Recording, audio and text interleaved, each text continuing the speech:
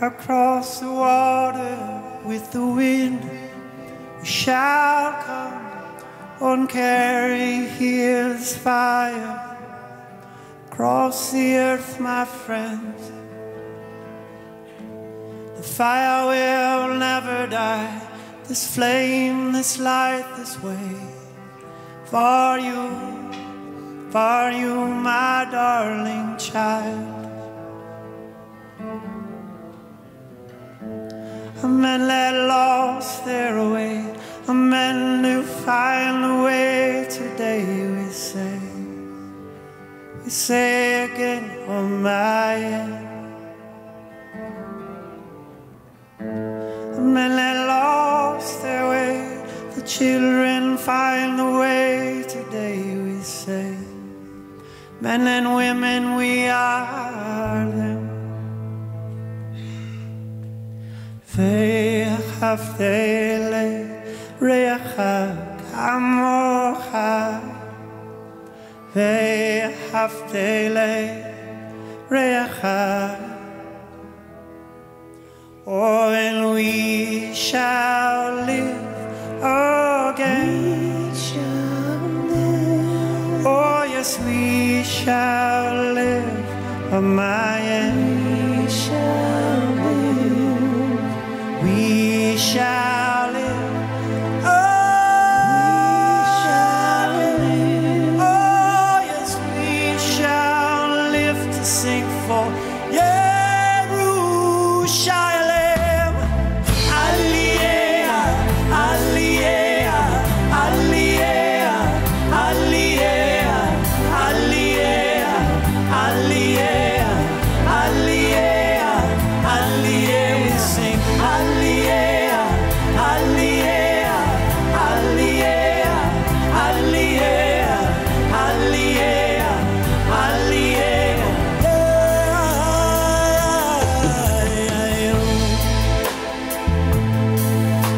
Shalem, Shatem, Shatem, Shatem. She is being birthed anew in you. Shalem, Shatem, Shatem, Shatem. Amen, a woman, and so it is. Babel's tower is a crumbling to the sea. Oh, as we are gently singing, little sisters of the sun, won't you come, light your candles in the rain? We're in need of you here again.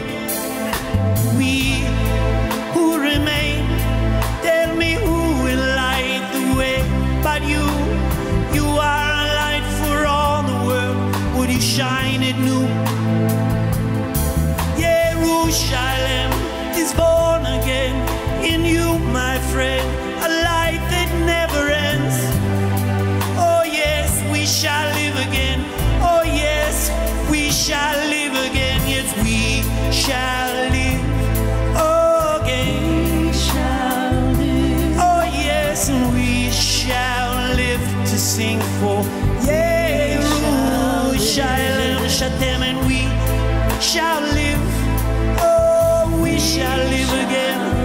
Oh yes, we shall live again to sing for Jerusalem.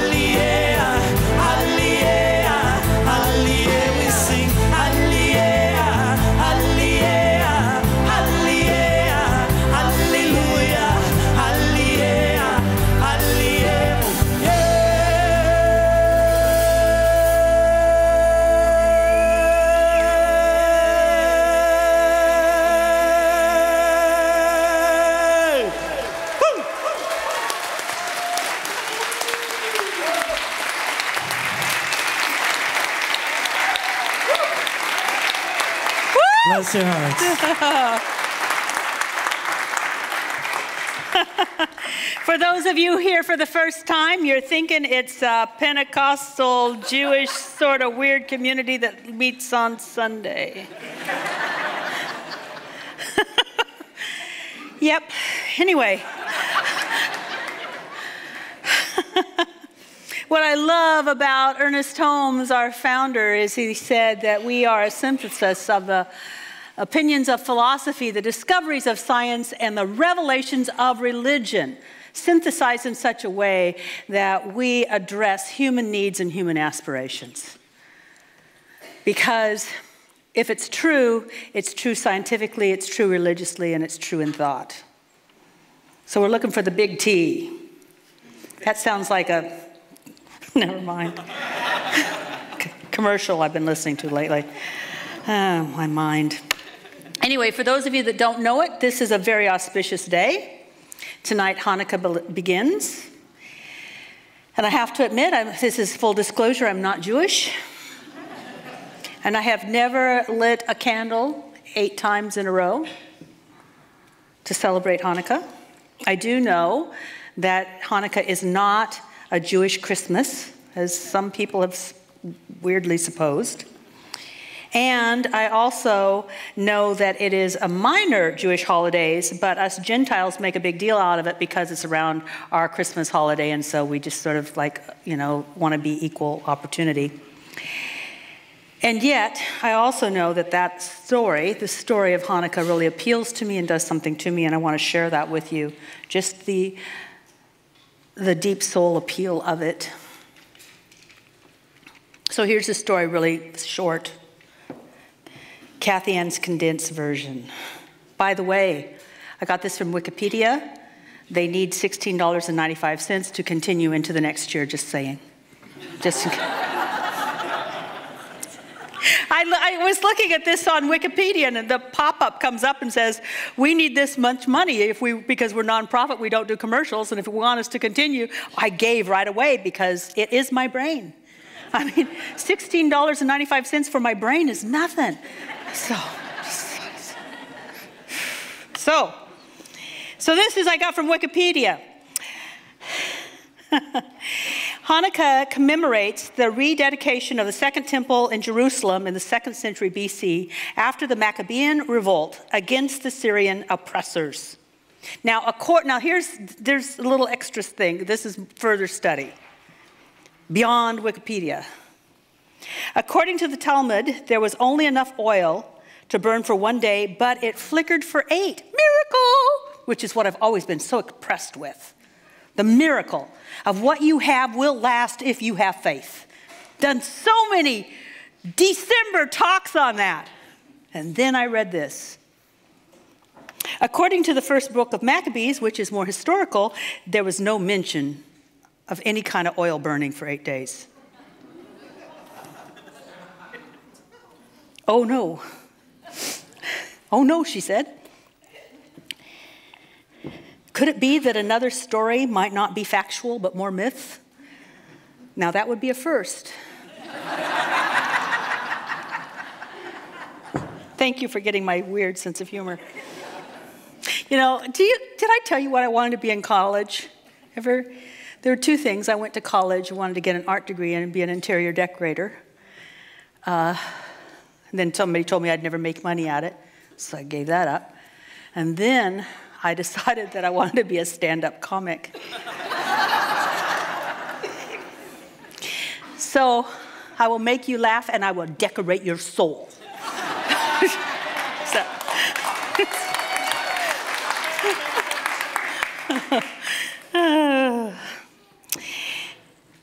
So, if it's not factual, I went to some experts to see how we might reframe all this, and I went to the first expert, Rafe. According to him, the Kabbalists teach that the purpose of any holiday is not merely to commemorate a historical fact or even continue a tradition. It is actually this opportunity when there is a time, the holiday provides a time when a particular spiritual channel becomes available.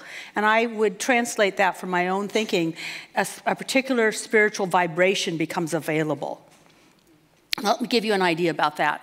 We've all gone to certain occasions or had certain events that open something up in us. One of the things that I've noticed is that when I go to a wedding and the vows are spoken, it opens up a channel for me to appreciate the marriage I have, and I recommit. And when I was single, it made me want to commit because there's a vibration, a channel that's open when two people vow to love each other beyond the initial fling. Wow, that's powerful. So perhaps every holiday could be that way also. That it opens up for us a vibration that actually feeds the soul. I personally am spiritually fed by holidays that are deeply, commemorated? Deeply commemorated. A deeply held, purposeful celebration of a holiday feeds my soul. That's what I want to say. So there was a Roman statesman and historian whose name I will not pronounce out of respect, who was asked about the myths of the Roman gods. And when asked that, he replied regarding those myths of the gods, he said, it never happened, and it always is. It never happened, and it's always happening. The myths are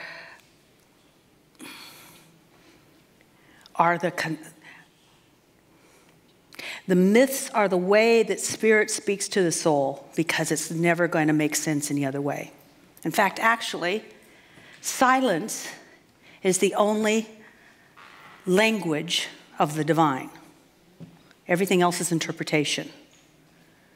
And it speaks deeply to the soul when it comes out in pictures and stories and revelations that we can identify with.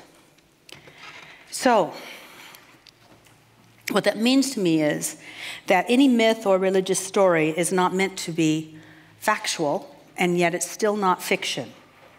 Instead, it is an instrument through which the human being can receive insights into greater reality.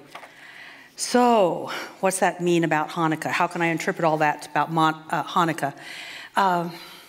A few things. First of all, I think my biggest aha about Hanukkah came from Rabbi Ted Falcon. When he said the miracle wasn't that the light stayed on for 8 days, the miracle is that somebody had a hope that they would retake the temple, and they hid the oil in the first place. The real miracle is hope. The real miracle is that someone said, this is bad, but it need not continue. That's hope. Hope is my best friend. Ernest Holmes didn't like hope too much. I love hope.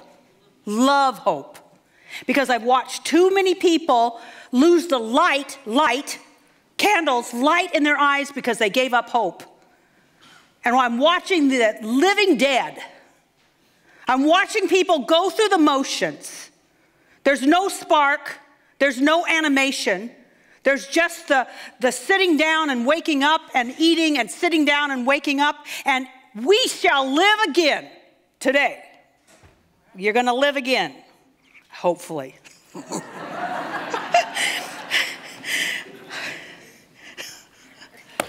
I wrote this poem about hope. Man, I love hope. I will say what I said first service. My personal ministry is to provide hope.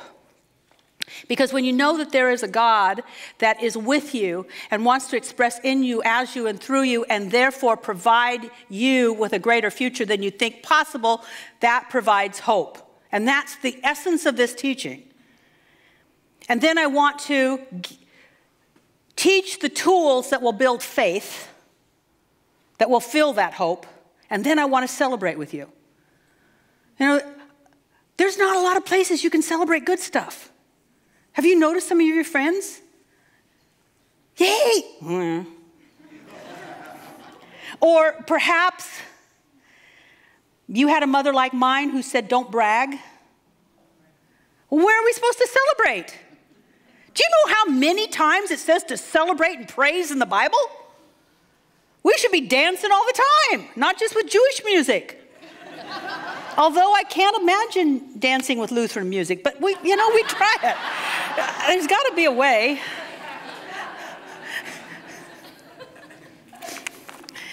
So here's my poem on hope. Hope is frail.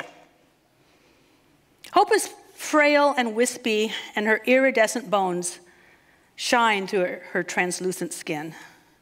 What good is hope, you might ask? Her name, nothing more than a four-letter word. But the gods knew the true power of hope when she was created half a second after humanity. You see, she's small enough to fit into the human heart, yet strong enough to never, never, never give up and never, never give out.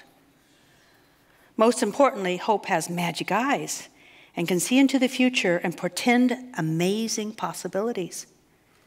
And when hope reunites with her big sister faith, watch the miracles happen.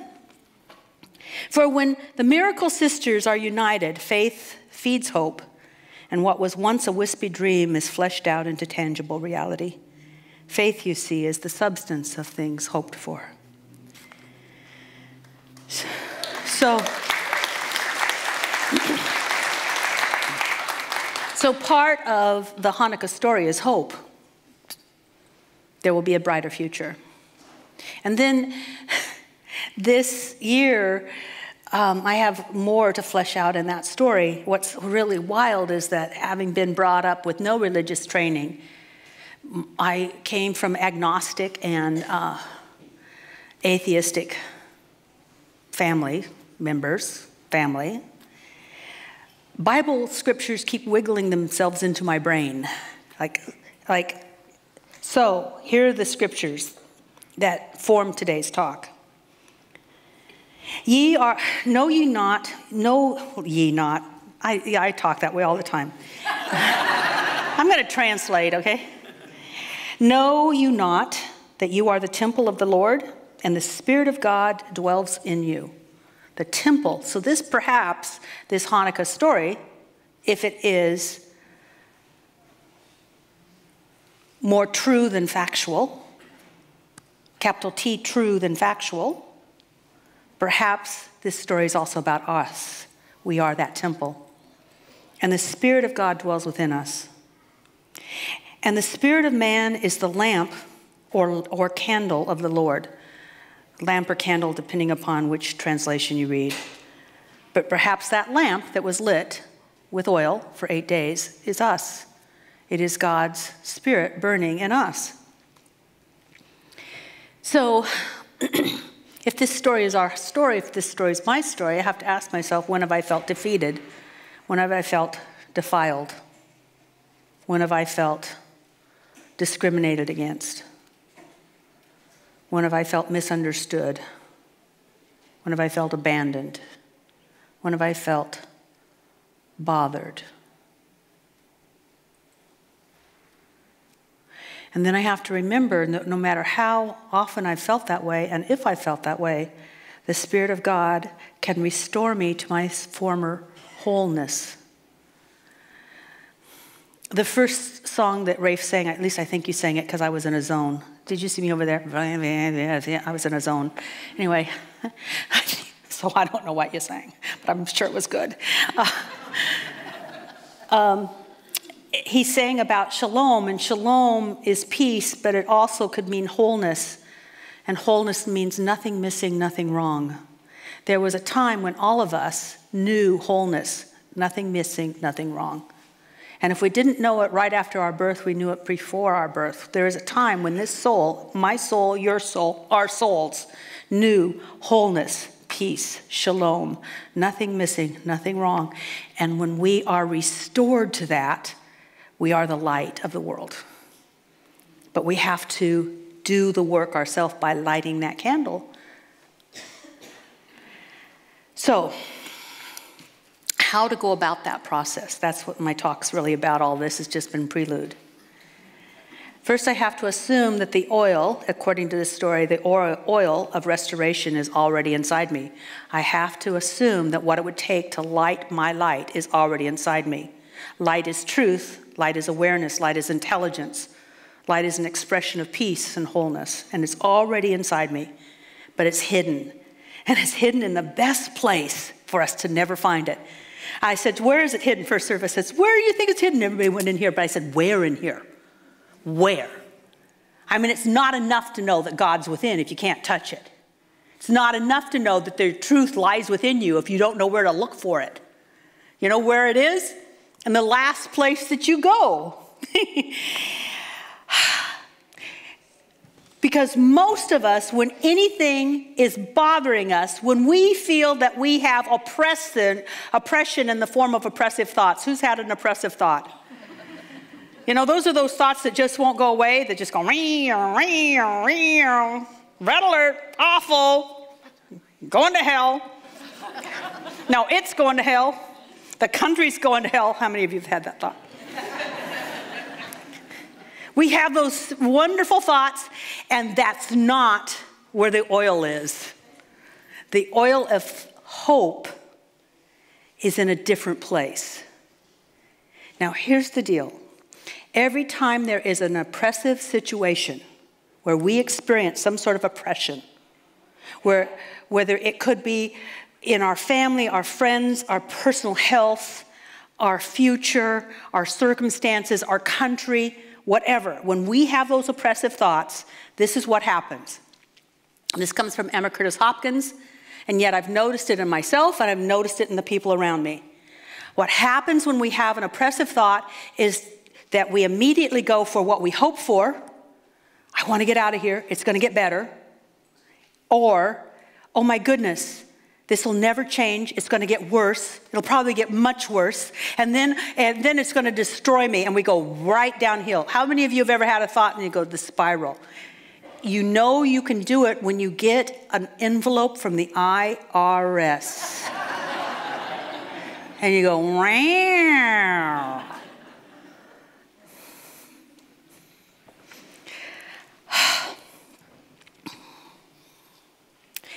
But hope wants to lead you to light. Because hope is a messenger of the gods or God. It's a messenger of your highest self. But we have to be willing to entertain hope instead of entertaining our fears. So a situation happens, we go to hope, but most likely that's brief and fleeting, and then we go to fear. And then we stay with the fear. And then we keep going with the fear. Let me give you an example. let's say, some people I know have had an oppressive thought about debt, about being in debt, too much debt. And what happens is they hope briefly that they'll get out of debt. But they spend their time inside thinking about what debt is doing to them, how awful it is, and how they can't have the life that they want. And they want to go on vacation, but they can't because of the debt. And if they didn't take care of that debt, then they won't be able to have any future, but the debt is so burdensome.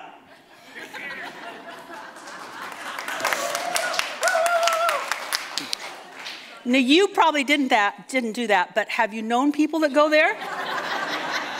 And it goes bigger and bigger and bigger. And then just to have a little bit of break, they go off and they have dinner out, or they go to a movie, or take a small trip, but there's no money to take it on, so they charge it, which adds to debt. Thank you, I see the smiles. Some people have recognition. But if they had entertained hope, just to entertain hope, entertaining hope leads you to what wants to be expressed through you. See, the truth of this teaching is not to get.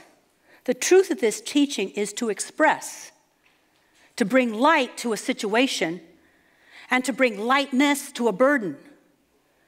So if people really entertained hope, they might finally see themselves without debt, and then they'd say, oh, I feel free. I feel supported.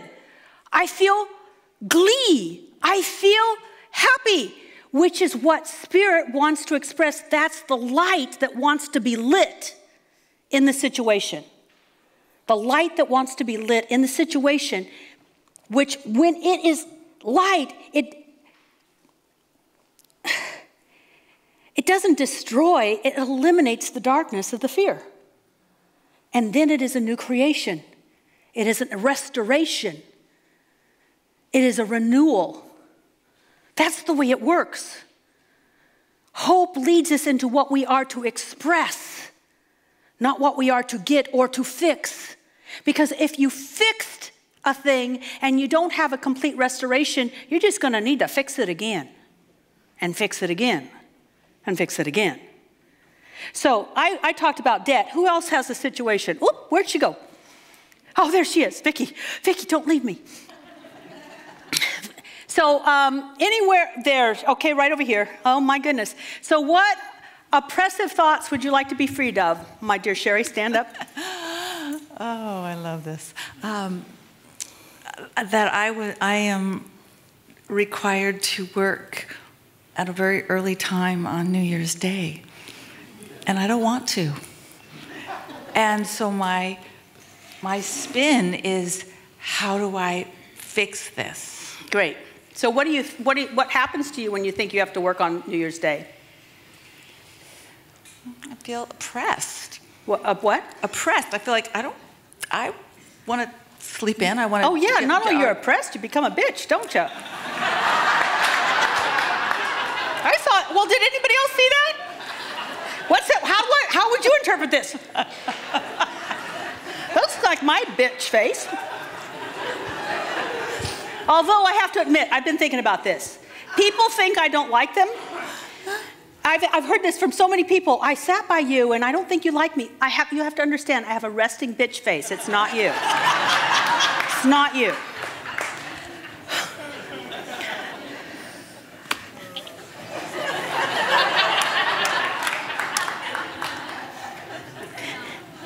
Okay, so you feel oppressed and gritchy. And I'll be teaching yoga. Okay. So I don't want that to be part of it. But okay, so why are you now listen, it's more than that. You feel put upon a lot, don't you? Don't you feel put upon a lot when it comes to your schedule? It can, yes. Microphone. Yes.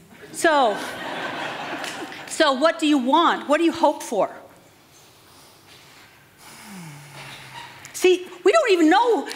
If Hope showed up, we wouldn't even recognize her. No, I do. I know what I want. What I want what is you hope for? I want that the employees and the members have the same value. That's what I want. I want the employees and the members to have the same value. That the club opens at a later time. I'm happy to teach later when people would actually show up.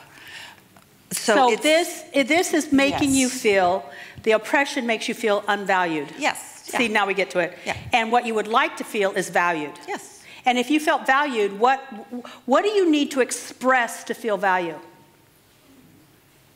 What is God asking you? What light does God want to light in you? Feel valued. What is an expression, not a fix? What do you need to if you were expressing this, you would always feel valued.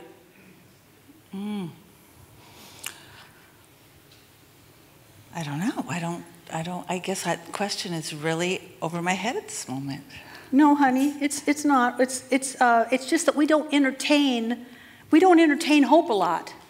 So we can do such a great job describing our fears. Does that make sense? That's why I'm the example. Thank you. I mean, so it's not you, it's all of us. Having a hope and then being able to describe what she wants to pull out of you, it's very difficult. But let me try something. You would feel valued if you knew your worthiness.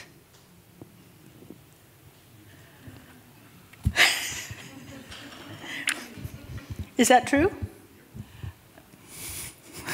I heard somebody say yes. I'll just repeat it. Yes. So maybe this situation is not asking you to deal or cope or fix. Maybe the situation is saying, for 8 days, I will light a candle in my heart and maybe even on my windowsill, and it will represent my spiritual worth.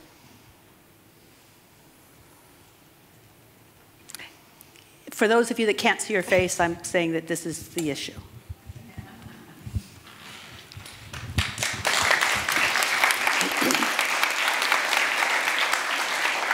Do you see what a potent time this is? Yes. That this might be the place where we allow this wonderful holiday, whether it is our cultural holiday or not, to be the time where we let oppression teach us what to express, not what to fix. The Jewish people lit those candles to express their celebration of finally their freedom. It was a recognition of freedom. Hope wants us to express some sort of recognition of our own wholeness. So Rafe is going to sing. I'm going to talk. But find what oppresses you and ask yourself if you're willing to knock it out of your life for just 8 days. If you're willing to not entertain the oppression for 8 days. And let the Holy Spirit, which is the divine teacher, speak to you of what you really hope for. And then let hope teach you, reveal to you this day what you're called to express. Not what you're called to have, what you're called to express. Because if you expressed it, you would have what you hope for. Oh, living light, oh, living light, illuminate me. Oh, living light, illuminate. Oh, living light, illuminate me. Oh, living light, illuminate. Oh, living light, illuminate me. And now by the power in this room, oh, living light, because the Holy Spirit is present, illuminate. Would you sing with us? Oh, living light. Be willing to look at what oppresses you. Illuminate me. What has captured your heart? Illuminate. And say no. Oh, living light. Cast it aside. Illuminate me. And follow your hope. Oh, living what do you hope for? How do you see it happening? Illuminate. Let yourself see a possibility you've never seen before. Because hope has magical eyes. And she sees into the future. And she can only see good. You're good. The world's good. The good for our country. The good for us. The good for our planet. Let hope reveal the future. And now allow yourself to be inspired. What is yours to claim? What aspect of God's wholeness are you here to claim? Put your hand on your heart and claim it for yourself. Claim wholeness, freedom, love, truth, peace, comfort, creativity, harmony, unity, restoration, resurrection. Allow yourself to see the future and claim it for yourself and know that you are an aspect of the living God. You are the light of God on earth, and let yourself name that light. Name the light, the living light that lives in you. And promise to honor that light and light that light for 8 days and 8 nights until the work is done, until the work is done, until the work is done, until the work is done.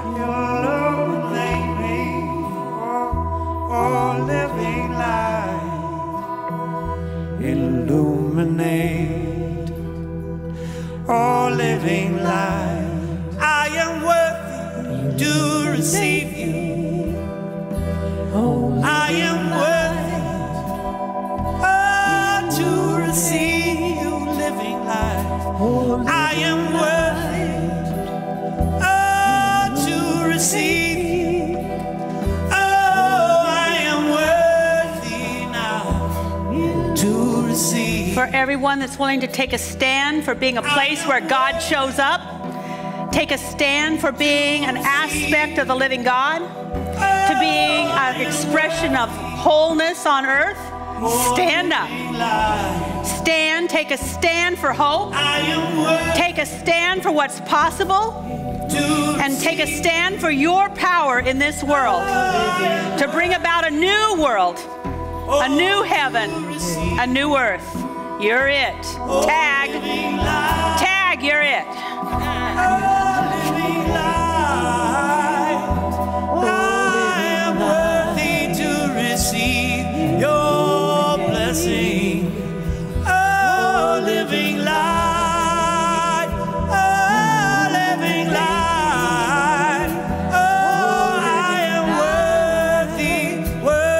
worthy to receive your blessing. Living light.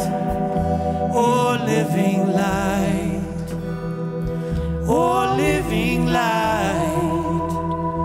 Oh, living light. Oh, living light. Make a temple of me. Living light. Oh, living light. Make a temple of me. Living light. Oh, living light. I am your vessel. Oh, living light, I am worthy to receive you. You may be seated.